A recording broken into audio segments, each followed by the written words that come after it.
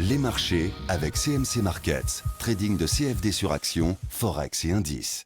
Salut, c'est Trado, content de vous retrouver pour la mise à jour de l'indice parisien en cette séance de jour férié en France et en l'absence d'indicateurs importants. Donc on a été relativement épargné par les news. Alors la news principale et celle qui m'embête le plus pour être complètement honnête, c'est ces records à répétition sur les indices américains qui entraînent des plus hauts par empathie, par sympathie sur les marchés européens, et c'est vrai qu'on enchaîne des plus hauts alors que moi j'avais un scénario plutôt baissier.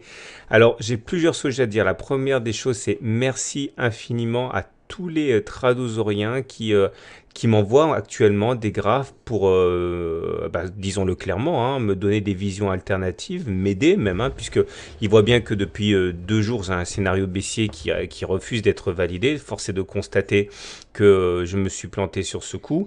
Et parmi les nombreux graphes qui m'ont été envoyés, je me suis inspiré de deux qui me semblent franchement très intéressants. C'est celui qui propose ici je ne vais pas vous nommer par souci de vie privée, mais bon, merci, soyez ici remerciés, hein. Donc là, il y a un biseau d'élargissement ascendant, enfin descendant, dont on sait que normalement eh bien ça se casse par le haut, donc ça peut être intéressant de garder ça sous le coude.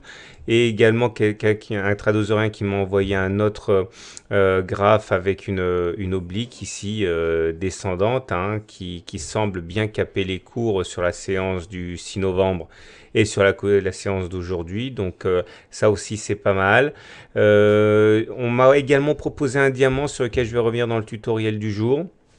Mais en tout état de cause, là, le biseau que j'ai tracé, dont j'avais dit que dans 8 cas sur 10, enfin ça dépend entre 7 et 8 cas sur 10, ça dépend qui fait les stats, eh bien c'est cassé par le bas et on a généralement une série de baisses assez importante. Bon là, force est de constater qu'on est dans les 2 ou 3 cas sur 10 où ça fonctionne pas. C'est malheureusement ça aussi, hein, les statistiques, hein, c'est que voilà, on est sur une logique de grand nombre, donc j'enlève le biseau, il est pas bon, hein, il faut pas se raconter d'histoire. Et donc on se retrouve avec ce graphe assez épuré. Alors je vais parler un petit peu de ce diamant qui m'a également été proposé par un tradosorien, mais pour le coup j'ai un petit peu de mal avec ça, et voilà pourquoi, vous allez comprendre. Donc le diamant, c'est une figure qu'on a déjà rencontrée il y a quelques mois qui avait fonctionné. Je vous rappelle comment ça fonctionne. Il y a un diamant de sommet ou un diamant de creux, hein. Le diamant de sommet, c'est que vous allez avoir un biseau d'élargissement, puis derrière, vous allez avoir un biseau, un triangle. Donc là, la formation des deux donne une espèce de losange comme ça, donc le fameux diamant. Ah, il faut savoir que dans 7 cas sur 10, eh bien, on a une inversion de tendance. C'est valable également pour le diamant de creux, c'est-à-dire dans un premier temps une sorte de biseau d'élargissement ou un porte-voix ou un triangle ouvert, comme vous voulez, suivi d'un triangle classique. Alors, ce qui m'embête un peu dans cette situation, c'est que, comment dire, oui, alors pour l'objectif, c'est assez simple, hein. On prend la hauteur de la figure que l'on va reporter dans le sens inverse du sens d'entrée, ce qui vous donne un objectif maximal à réaliser. Et ce qui m'embête un petit peu dans cette figure, c'est qu'il faut au moins 2 contacts de chaque côté. Et ceux qui me proposent un diamant par mail, voilà ce qu'on a. Alors c'est plus visible en 1 heure, hein. Voilà, on a ça. Et bon, alors déjà, c'est un diamant qui est un petit peu scoliosé, on va dire, hein. Donc, on n'a pas vraiment nos 2 contacts de chaque côté. Ou alors, si on l'accepte, eh bien, ça donne donc un contact. Et puis, il faut prendre ici le sommet, considérer que c'est un contact, etc. Donc, vous voyez, on est vraiment sur une configuration vraiment limite. Mais ceux qui pensent qu'on est face à un diamant, donc envisagent la cassure par le bas, ce qui corroborerait, mais avec un petit peu de retard, mon scénario baissier. Je ne sais pas, je voulais juger, mais moi, j'ai un petit peu de mal avec cette figure, mais bon, pourquoi pas, hein, pourquoi pas, pourquoi pas. En tout cas, refaisons un bilan maintenant global des indicateurs techniques, parce que visiblement, j'ai laissé passer des choses, hein, donc je vous prends à témoin. Le stochastique, il sort de la zone de surachat, il passe en dessous de 80, c'est pas bon, c'est dangereux. La dernière fois que ça s'est passé, c'était ici, et on a eu une baisse assez importante, même très conséquente, hein. Donc vous voyez, ça c'est un élément qui pour moi plaide dans le sens de la baisse. Le MACD, quant à lui, il est toujours en très bonne forme, il est au-dessus de son signal, il est en territoire positif, donc ça, c'est bon. Le momentum, on en a parlé beaucoup.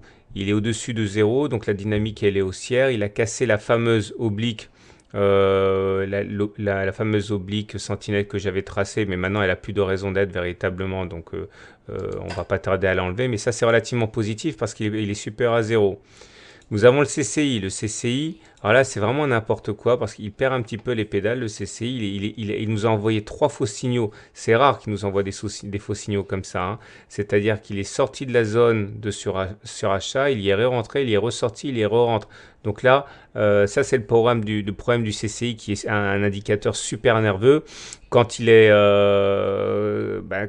quand il donne trop de signaux, eh bien, généralement, ça veut dire qu'il perd en efficacité.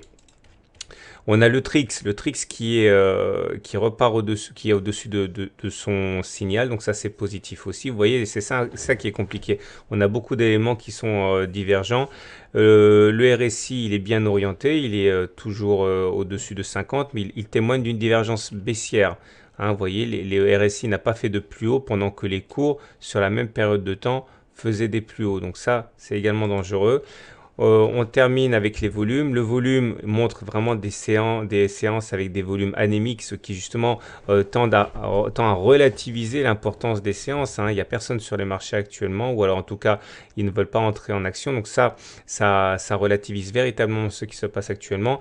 Et j'ai envie de terminer avec quelque chose qui me tient vraiment à cœur, à savoir l'OBV dont je parle rarement.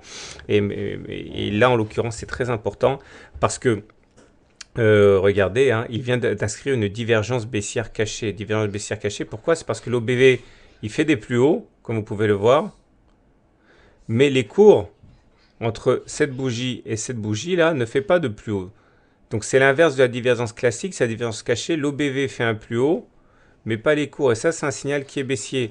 Donc, je n'arrive absolument pas à me défaire de l'idée qu'on est vraiment au bord de la falaise pour une correction, celle que j'envisageais depuis maintenant pas mal de temps. Mais force est de constater que les marchés ne veulent pas baisser tant que les marchés américains inscrivent des records, ce qu'on peut comprendre. Donc, je vais bien me garder, et j'en suis désolé de vous donner mon scénario à court terme, parce qu'en ce moment, force est de constater que j'arrive pas à avoir une vision très, très pertinente. Je conserve un biais baissier personnel, mais maintenant, regardez, hein, j'avais annoncé hier une pénétrante haussière dont je doutais de la capacité à produire ses effets. La pénétrante haussière a bien produit ses effets, donc il ne faut pas non plus faire preuve d'autisme par rapport à ce qui se passe sur le marché. On verra. Mais en tout cas, je vous laisse ce soir sans scénario, parce que je ne veux pas vous induire en erreur, tout en sachant que moi, j'ai du mal à acheter un marché dans ces conditions-là, hein. Voilà, j'espère venir avec un scénario un petit peu plus clair demain. Je vous souhaite une bonne soirée, de bons trades, et je vous dis donc à demain.